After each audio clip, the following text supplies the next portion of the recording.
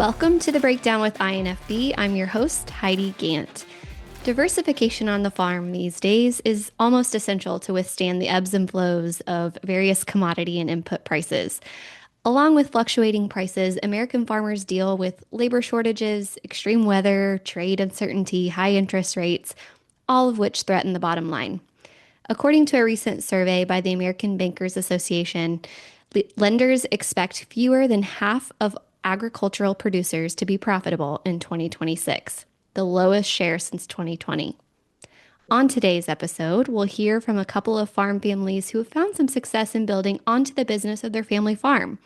So we have Suzanne and Lauren Flanders and Katie Pennington with us today. So ladies, welcome to the podcast. Thank you so much. We're happy to be here. Awesome. So, okay, let's just start out with introductions. Katie, why don't you start out for us? Introduce yourself, where you're from, what you do. Absolutely. My name is Katie Pennington. I am from Hendricks County originally, from Stylesville, and I still farm with my family in Stylesville at Brock Family Farms. We're your typical corn, soybeans, row crop farm, but we also have a herd of beef cattle. And the reason Heidi's asked me to be a part of this podcast today is because we have a direct to consumer freezer beef business that my mom started 25 years ago, and we're still growing and adding on to today. So thank you for having us, Heidi. Awesome. Thanks, Katie. All right, Suzanne, Lauren. Yeah, I'm Lauren Flanders with my mother-in-law, Suzanne, and we hail from Noblesville, Indiana. We also have a corn and soybean operation, and we're currently raising the eighth generation to continue that farm. And then we have also started a farm-to-table business called Simply from Scratch. And again, we're blessed and we're thankful to be able to share our knowledge and how we've diversified the farm.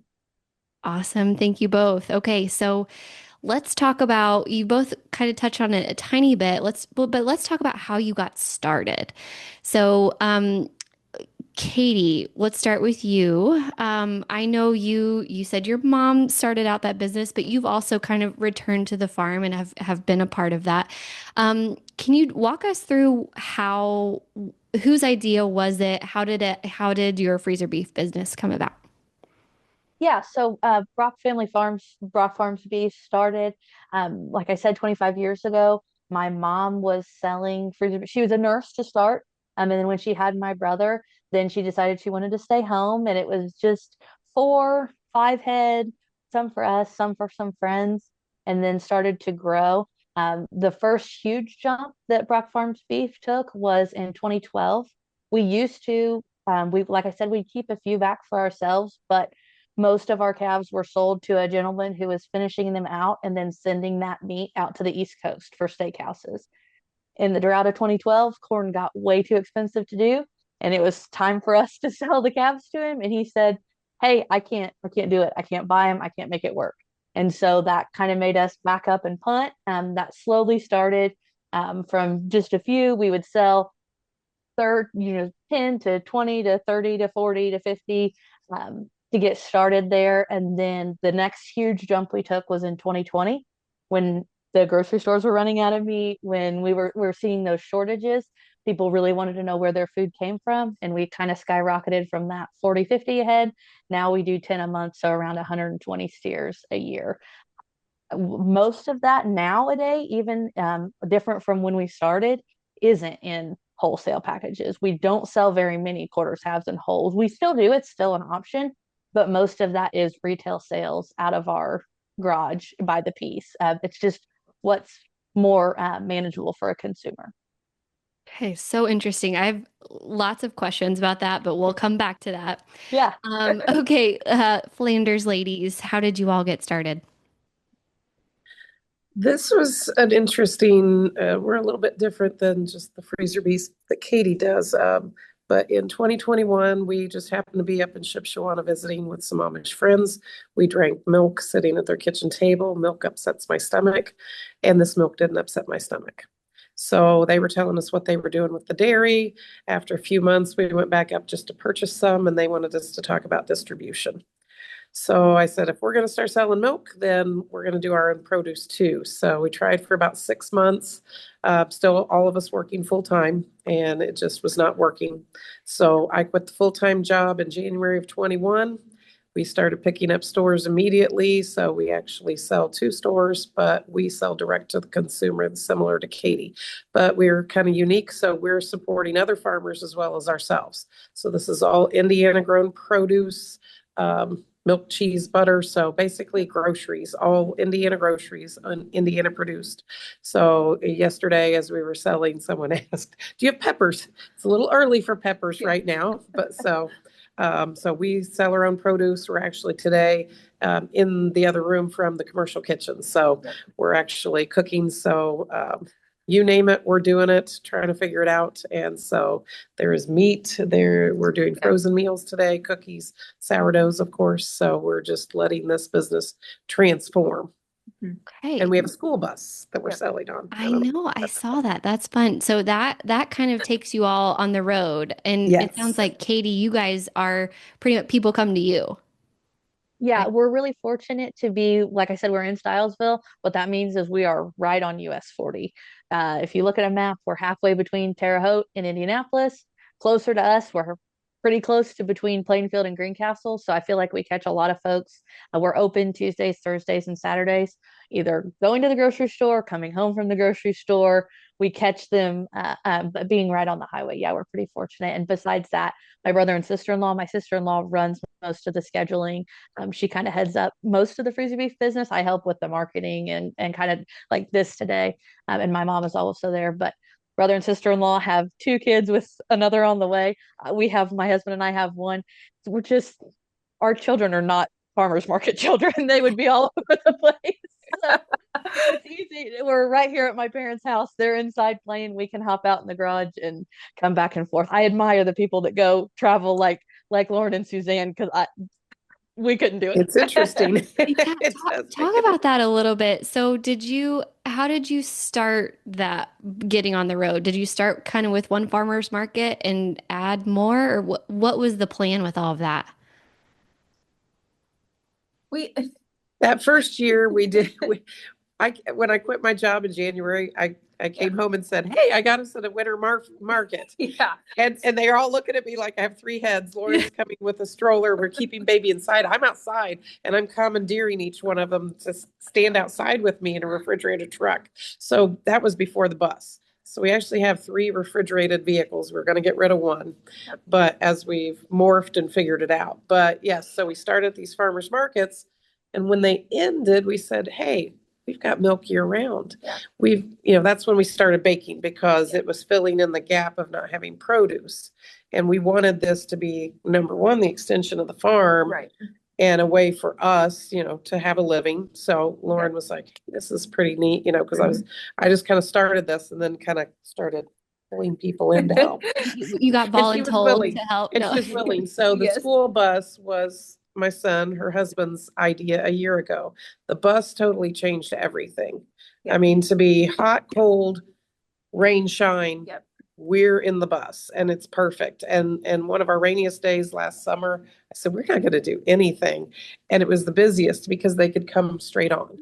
Oh. But we created our own pop-ups through the winter. So that was Lauren's idea, to do these pop-ups. And I'd never even thought about that term, Yeah. but it really works well for us. So we have set pop-ups each week. Yep. And to speak on the kids at markets, it's tough, but having the little ones with us and having them see what we do and what we're passionate about, as tough as it is, it's also extremely rewarding. Yes. So to have our littles with us. That's awesome. Okay. So also the timing of it all seems interesting to me. So it sounds like COVID kind of catapulted a lot of people into doing something like this.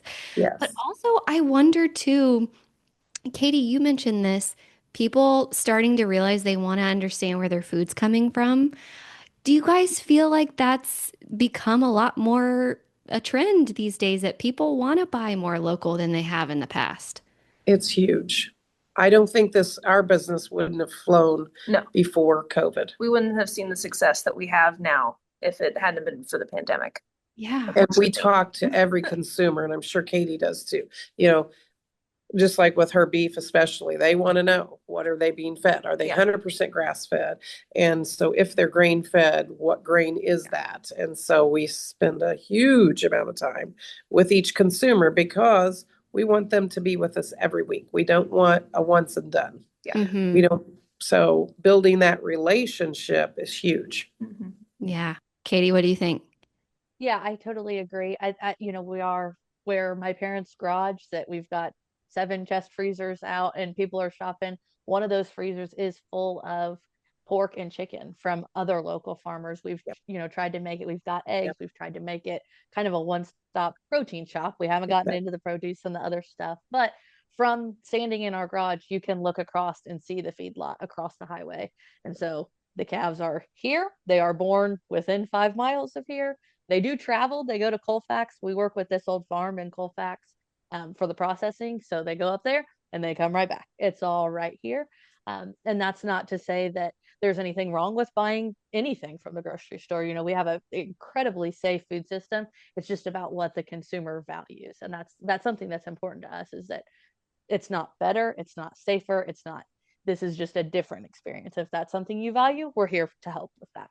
Yeah, that's great. So, question on the marketing side of things. I feel like social media has been pretty helpful for businesses like both of yours. Is that right? And how did you guys all start that and kind of work with the times and kind of, make sure that you're present everywhere and informing? Has that been a challenge or has that been a fun challenge? It's been a little bit of both. We started with Facebook and kind of and Instagram, and that's kind of where our comfortable avenues have stayed. But we're starting to branch out more into like those short form videos, those reels, things like that to gain more traction because we're seeing, people like to watch their short videos and kind of zone out for a little while. So we're going to start kind of gearing towards that as well. But then outside of that, we've done our website, and that's helped kind of get us out there as well. But then talking about social media trends, something that I know that Suzanne has been in my ear for a couple of months, is that everybody's focusing on protein.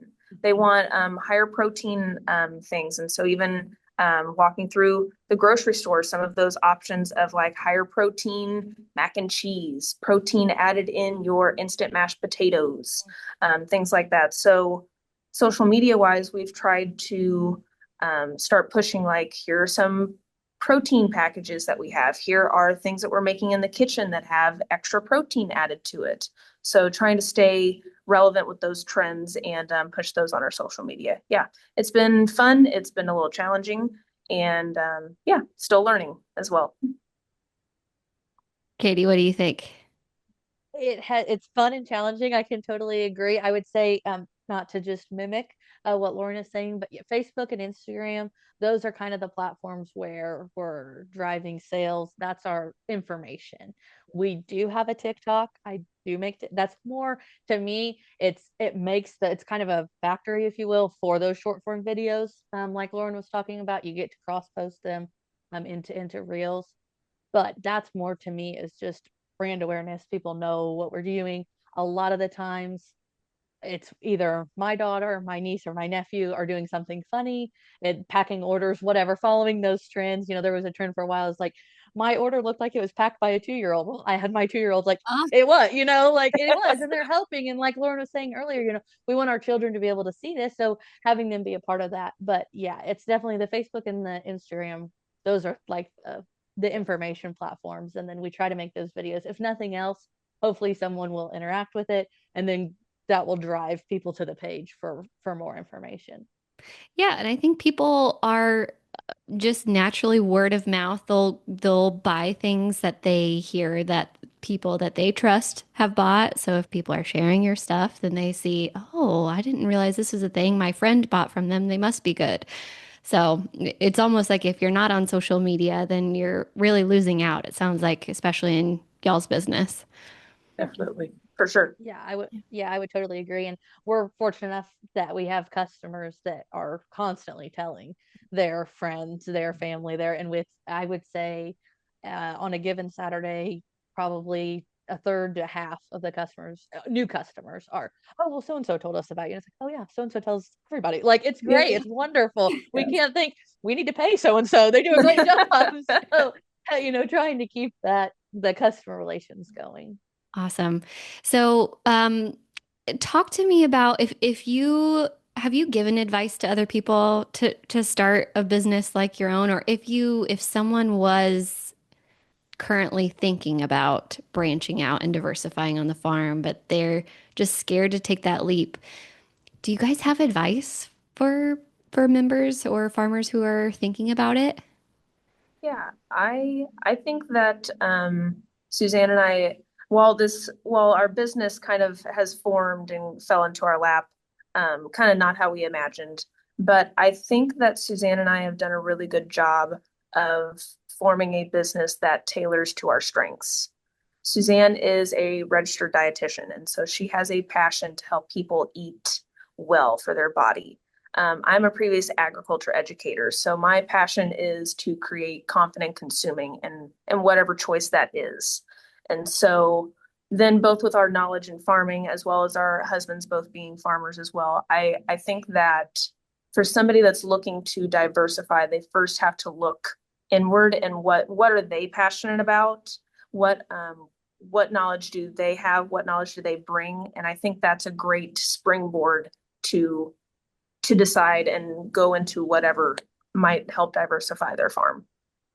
Yeah, don't get into a business just because everybody's doing it if it doesn't. That's right. Yeah. Yes. I mean, not everybody's going to be a grocery business. I mean, not everybody's passionate about that. Maybe your passion is flower farming. Maybe it can be literally anything, but you gotta want it first before anybody else is gonna want it. Mm-hmm. Anybody else? I think also looking at your community, looking at, is there a niche market for something you're passionate right. about? It doesn't, maybe what you're doing to diversify the farm is like publication and working with the, public education, if you will, but Yeah. just explaining what you're doing on the farm.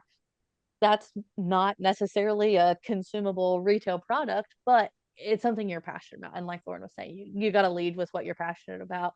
And don't be afraid to think outside the box. We have a ton of other direct to consumer farmers, especially within the meat space in our area, that are doing farmers markets. And there's nothing wrong with that. They make it work. Like I said, I commend them. That's amazing. But we thought to do it here, and there's plenty of, I think that's part of also the consumer is, oh, I'm coming to the farm to get the meat. And I think the farmers market's the same way. You're meeting with that farmer, but it's just, maybe an extra bit of experience for the consumer.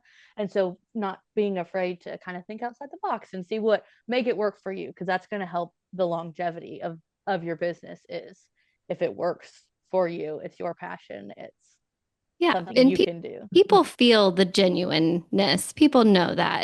That's Yeah. hard to fake that. So I'm sure that's why you guys do well.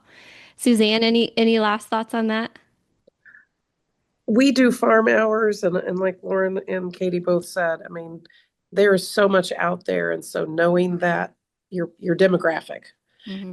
And I guess for my part, if you are starting something on your farm, make sure you know what the rules are. We've all heard about HB 1424 Right. and the homestead. So if you're doing it on the farm, just make sure you know that. Make sure you contacted your health department, because that's one of the things. We have a wonderful relationship with our health department because we don't fly under the radar. I want them to know exactly what we're doing when we're doing it. And yes, we check mark those boxes. Right. So depending on what you're doing, you do need to look at the different regulations.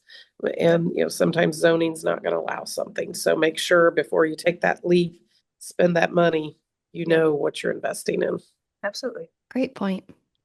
Okay, so let's finish off by giving people information about where people can find more information about you all. So, Katie, where can people find you on social media or website, wherever? Yeah, so Rock Farms Freezer Beef on Facebook. www.Brock Farms Angus Cattle. That would be the easiest way to shop. It's Brock Farms Beef instead. And then that's kind of where you can find us. You can come out Tuesdays and Thursdays. We're open from 4 to 6, Saturdays from 10 to 3. And we also, if something we have done to kind of combat that, the waiting with a quarter, half, or whole, that wholesale, we have beef. We're restocking this week, and then we'll have beef, but we've got it on the farm all the time. So whether you need a pound of hamburger or you want a whole cow, we can help fill that need for you. Awesome. Okay. And Simply from Scratch, where can people find more information about what you all? Yeah, so kind of like Katie, Facebook and Instagram are the two places you're going to see the everyday kind of happenings and where we're at for markets. So that's Simply from Scratch on Facebook and Instagram. We also have a website, www.simplyfromscratch.biz.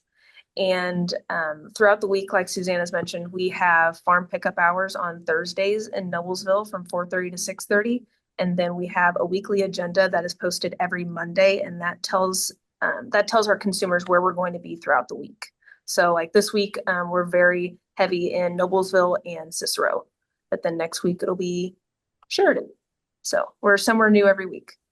Okay. Well, if you're in the general central Indiana area, go check out both of these businesses. I know there are several more throughout the state. So kind of look into your community and figure out where people are selling local food and support your local farmers. So thank you guys so much for joining me today and giving more information about diversifying on the farm. And good luck in your business. We love working with both of your families. So thank you for all you do. Thank you. Thank you so much. Thank you. If you enjoyed our conversation today, make sure to subscribe to The Breakdown with INFB and even rate and review us to let us know how we're doing. For more information, visit www.infb.org/podcast.